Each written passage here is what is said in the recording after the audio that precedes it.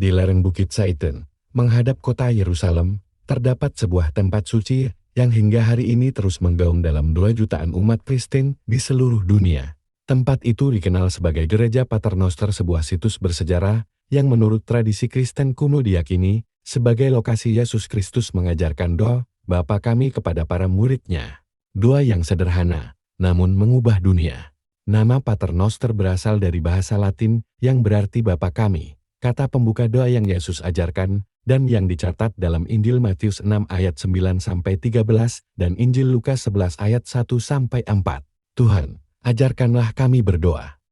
Lukas 11 ayat 1. Permintaan para murid inilah yang menjadi latar belakang lahirnya doa paling universal dalam iman Kristen.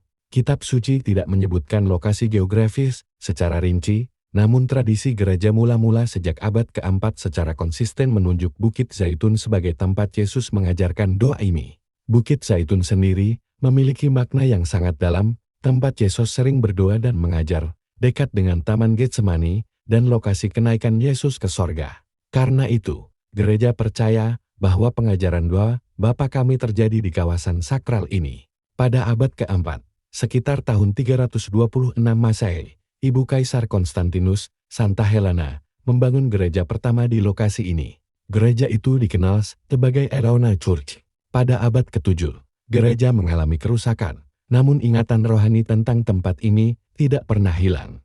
Pada tahun 1870, Putri Prancis Aurelia Bossi membeli kembali tanah tersebut dan Ordo Karmelit membangun gereja Paternoster modern yang berdiri hingga hari ini. Saat memasuki Taman Suci Gereja Paternoster, pengunjung akan menemukan doa Bapa kami tertulis dalam lebih dari 150 bahasa, menjadi simbol kuat bahwa satu doa ini untuk seluruh umat manusia. Yesus tidak mengajarkan doa yang panjang dan rumit. Ia mengajarkan doa yang mengakui Allah sebagai Bapa, mengajarkan kerendahan hati, dan menanamkan pengampunan. Doa ini bukan hanya kata-kata tetapi cara hidup. Hingga hari ini, Gereja Paternoster menjadi tujuan siaran, tempat doa sunyi, dan simbol persatuan gereja global. Banyak pesiarah mengatakan, berdoa di tempat ini terasa seolah mendekatkan hati pada suara Yesus sendiri. Di tengah hiruk-pikuk dunia modern, di balik tembok batu kuno Bukit Zaitun, doa Bapa kami masih bergema. Bukan sebagai peninggalan sejarah semata, melainkan sebagai undangan hidup, untuk percaya, untuk mengampuni, dan untuk menyerahkan hidup sepenuhnya kepada Bapa di surga. Karena Engkaulah yang mempunyai kerajaan, dan kuasa dan kemuliaan sampai selama-lamanya. Amin.